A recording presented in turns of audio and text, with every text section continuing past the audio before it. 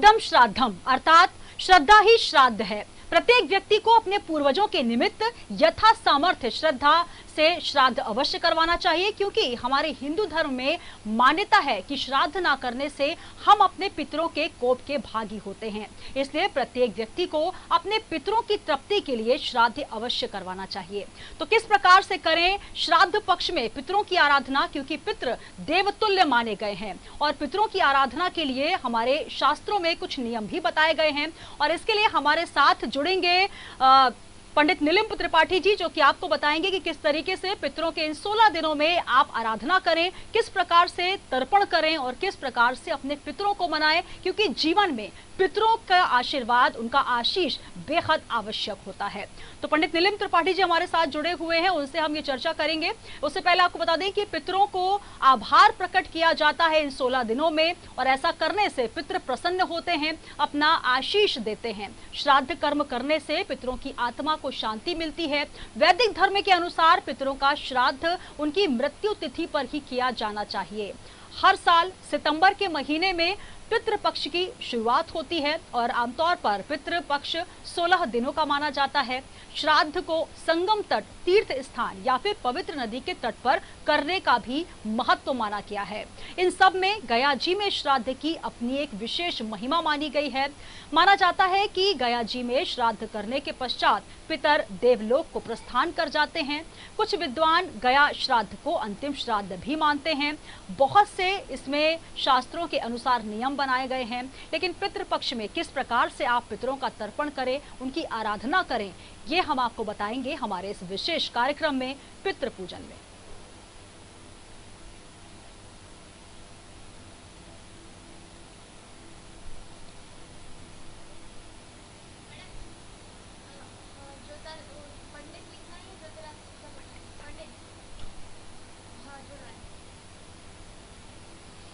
तो माना जाता है कि यदि श्राद्ध ना किया जाए तो मृत आत्मा को मुक्ति नहीं मिलती। वहीं ये भी माना जाता है कि पितृ पक्ष के दौरान पितरों का श्राद्ध करने से वो प्रसन्न हो जाते हैं, उनकी आत्मा को शांति मिलती है। हिंदू पंचांग के अनुसार हर वर्ष भाद्रपद महीने के शुक्ल पक्ष की पूर्णिमा से अश्विनी माह की सर्वपितृ अमावस्या तक 16 दिनों का श्राद्ध पक्ष चलता है और इस बार 2 सितंबर से महालय श्राद्ध पक्ष प्रारंभ हुआ है।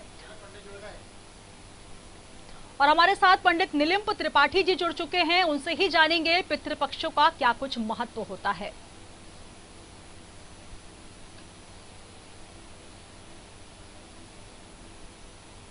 माननीय है, यह आदर का सूचक है। श्रद्धा देयम श्राद्धम, जिसमें हम श्रद्धा पूर्वक अपने पितरों का नमन करते हैं, उसे श्राद्ध कहते हैं जी। प्रत्येक व्यक्ति के ऊपर जन्म लेते ही 3 ऋण चढ़ जाते हैं, देव ऋण, पितृ ऋण और ऋषि ऋण। तो जो पितृ ऋण है, यह पितरों का आदर करने से समाप्त होता है, क्योंकि मनुष्य योनि एक पिंडज योनि है जी। पिंडज योनि अर्थात जो पिंड से उत्पन्न होते हैं, इसलिए इनका पिंडदान किया जाता है। ये 15 दिन जो श्राद्ध पक्ष के होते हैं, इसमें हम अपने पितरों का स्मरण करके पिंडदान करते हैं और वह पिंडदान ही उन्हें प्राप्त होता है, जिसमें तिल उनके लिए एक विशेष प्रकार का आहार है। काला तिल लेते हैं, जल लेते हैं, जौ लेते हैं और कुशा का आसन लेते हैं जी। अर्थात जब भी कभी हमें पिंडदान करना होता है तो पिंड को सीधे जमीन पर नहीं रखते, कुशा का आसन रख करके उसके ऊपर पिंडदान करते हैं, तब वह पितरों को प्राप्त होता है। जल देते हैं तो जैसे अंजूरी से सीधे जल देने पर वह देवताओं को लगता है, किंतु अंगूठे और तर्जनी के मध्य से जल देने पर वह पितरों को प्राप्त होता है। तात्पर्य यह है कि श्रद्धा पूर्वक जो संततियां हैं, वे अपने पितरों का स्मरण करें, क्योंकि हम उनकी संपत्ति का, उनके यश कीर्ति का, पुण्य का भोग भोग रहे हैं, उनके समस्त क्रियाओं का संपादन कर रहे हैं, उनके संबंधों को निभा रहे हैं, तो हम श्रद्धा पूर्वक जिससे स्नेह करते हैं, प्रेम करते हैं, उसके प्रति कृतज्ञता से युक्त होना ही श्रद्धा होना है। और जो व्यक्ति भी इस तरह श्रद्धा पूर्वक अपने पितरों का स्मरण करता है, उसके जीवन में सुख, सौविध्य, आनंद, उल्लास, उत्साह और प्रगति रहती है। और यह प्रगति परस्पर प्रीति है, क्योंकि जो श्रद्धावनत होगा उसको देखते ही लोग उस पर विश्वास करेंगे, और विश्वास ही संसार में संबंधों की सीढ़ी है।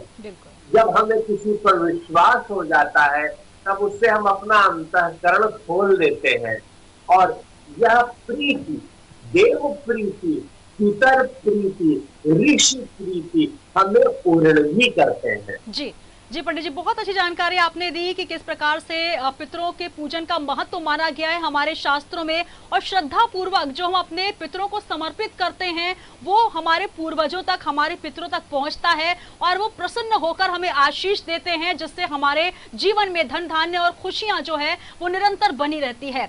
आपसे ये भी समझना चाहेंगे, जो हमारे तमाम दर्शक हैं वो भी ये जानना चाहते हैं, तो तिथियों का बहुत महत्व माना जाता है।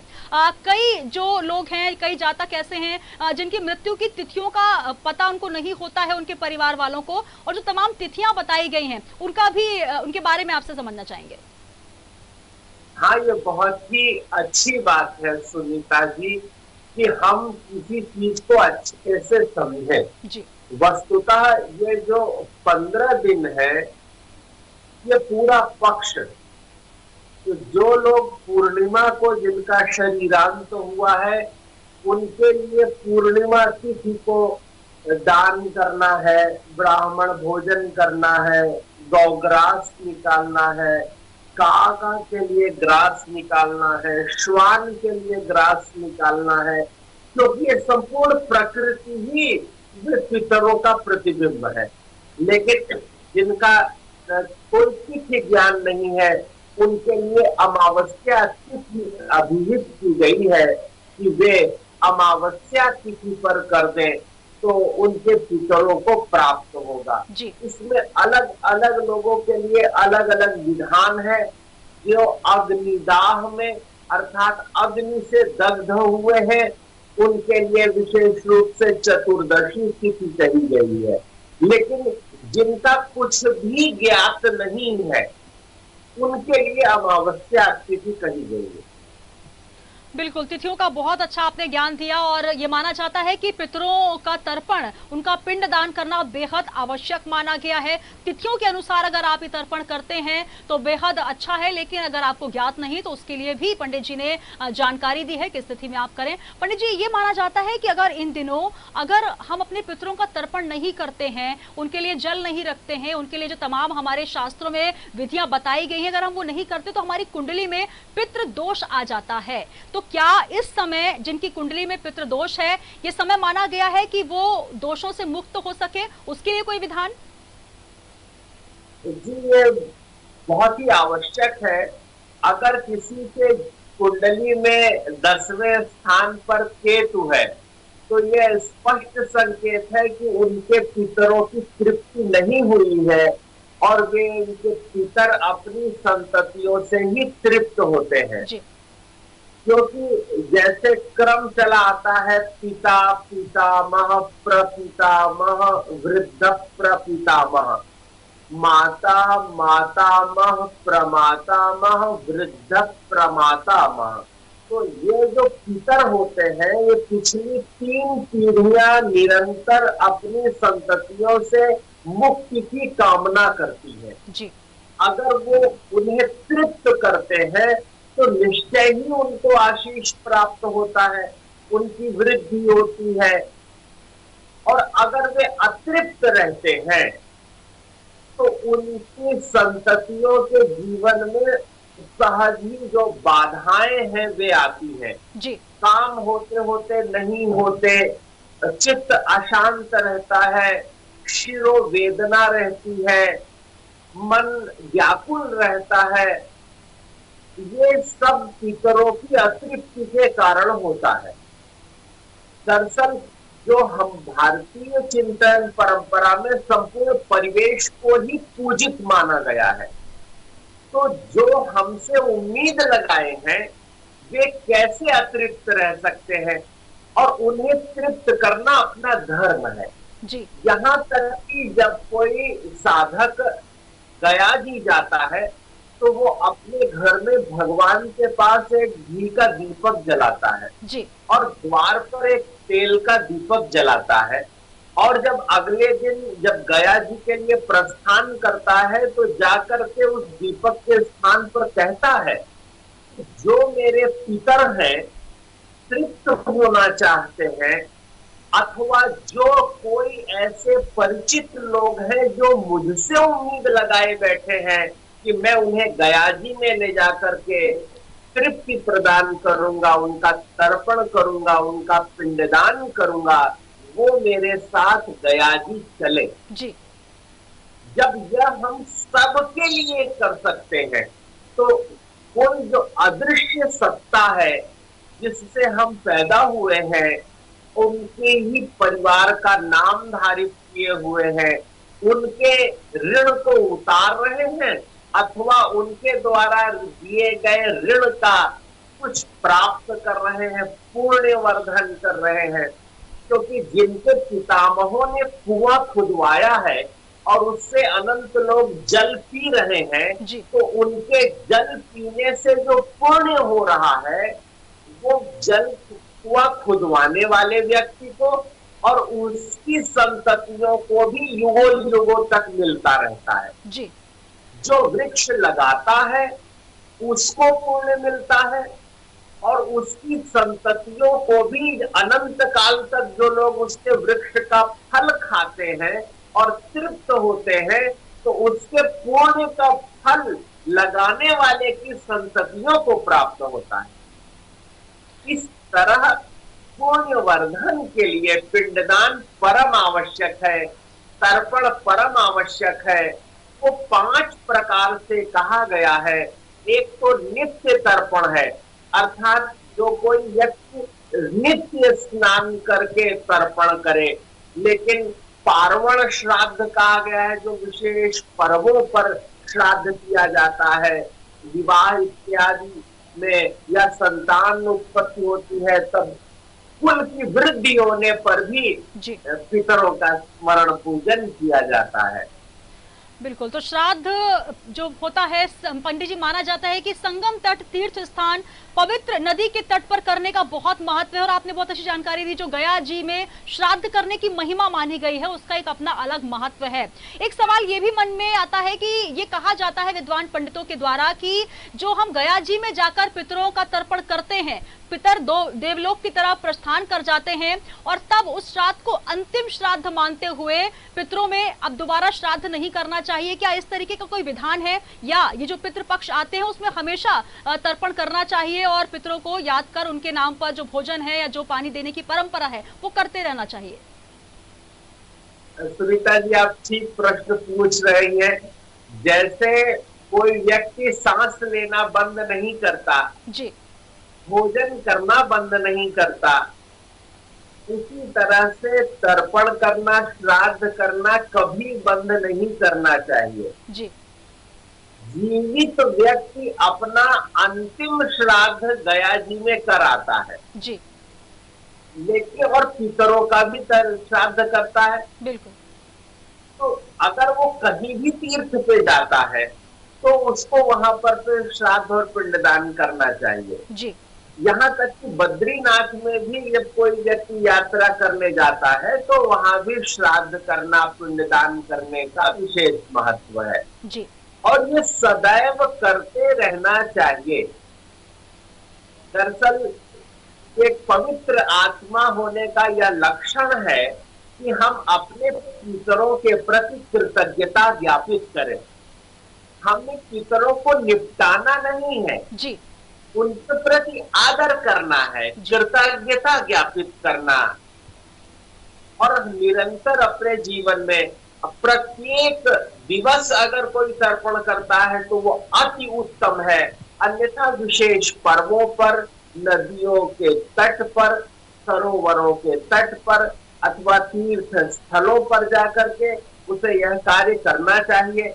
लेकिन सामान्य रूप से अगर वो अपने घर पर रह करके भी अपने पितरों का तर्पण पूजन करता है तो उसे थोड़े लाभ होगा, उसके पितर तृप्त होंगे, उसे आशीर्वाद देंगे। ये निरंतर आशीर्वाद देते ही रहते हैं, लेकिन हमें भी तो उनके प्रति कृतज्ञता ज्ञापित करना है, जलांजलि देना है, तिलांजलि देना है। और तर्पण एक पवित्र भाव है जी। जीवन में अर्पण, तर्पण और समर्पण होना ही चाहिए।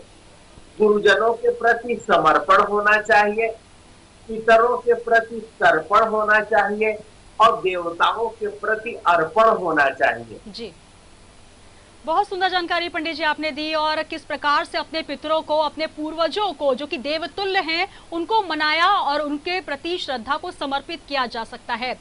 तमाम विधियां हमारे शास्त्रों में बताई गई हैं। आपने ही बहुत अच्छी विधियां बताई किस स्थिति में किस प्रकार से हम तर्पण की विधि को कर सकते हैं। लेकिन सबसे आसान क्या तरीका हो सकता है, क्योंकि जिस प्रकार से ये कहा जाता है कि हम वो तमाम चीजों को नहीं जानते जो शास्त्रों में बताया गया है, क्योंकि शहरों में अगर लोग जो रहते हैं या अकेले रहते हैं, वो अपने पितरों के लिए, अपने माता पिता के लिए जो कि दिवंगत आत्माएं हैं, उनके लिए सबसे आसान और श्रद्धा पूर्वक क्या ऐसा कर सकते हैं इन पितरों में कि उनके पितरों की शांति भी हो जाए और मन को भी शांति मिले कि हमने अपने पितरों के लिए कुछ किया। ये बहुत ही अच्छी बात है। वस्तुतः जिसके अंदर श्रद्धा है उसको किसी भी प्रकार की कोई भी प्रतिकूलताएं प्रभावित नहीं करती जी।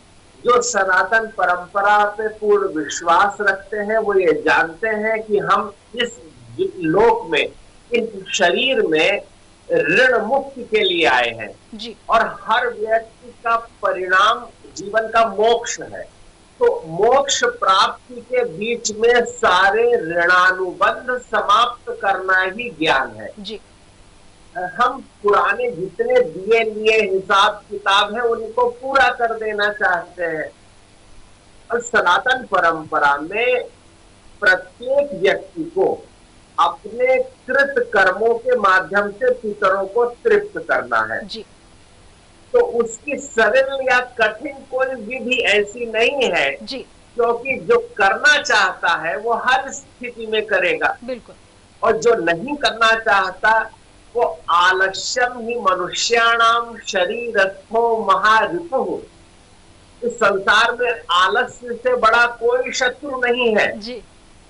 जो व्यक्ति अपने पितरों को समय नहीं दे सकता उसके प्रति आप ये धारणा रखिए कि वो संसार में किसी को समय नहीं दे सकता, बिल्कुल किसी के साथ प्रेम का निर्वाह नहीं कर सकता।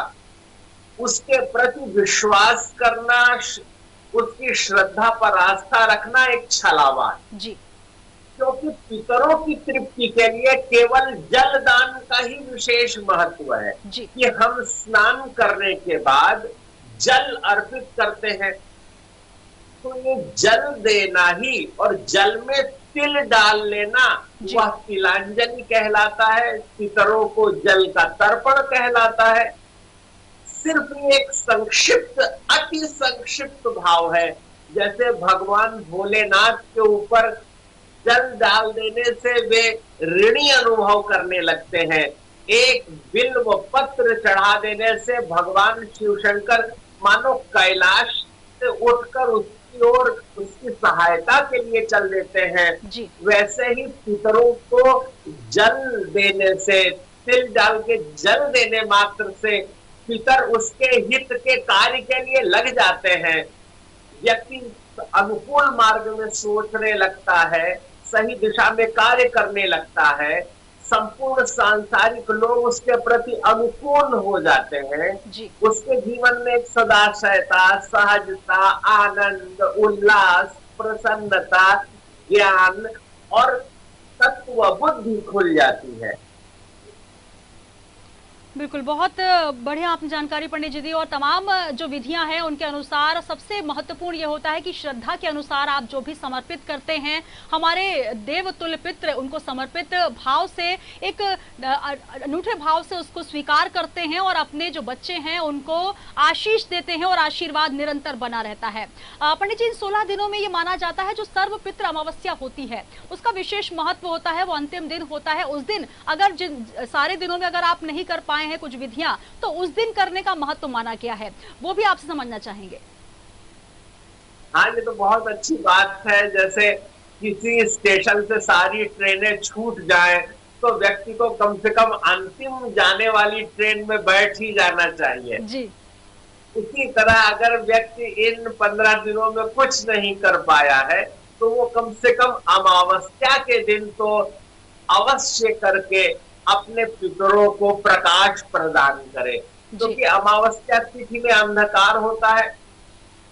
लेकिन व्यक्ति जब अपने पितरों का स्मरण करके जल देते हैं तो पितर तृप्त होते हैं, और पितरों को तृप्त करने से बड़ा पुण्य कुछ नहीं है, क्योंकि हम जिनसे बने हैं, जिनके हैं, जिनसे हैं, उनको कुछ दे रहे हैं। जी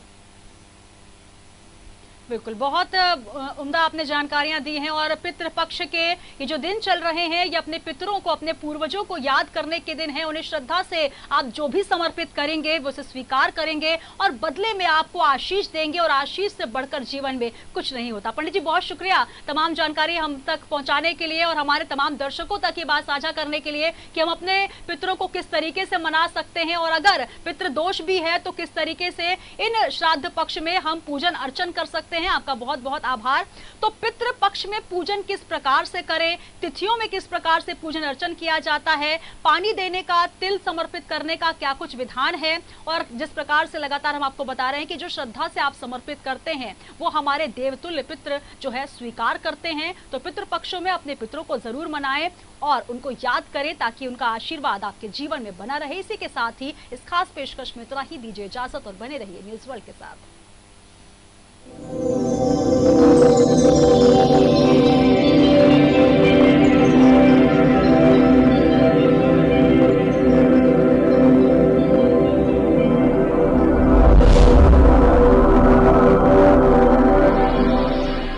इस कार्य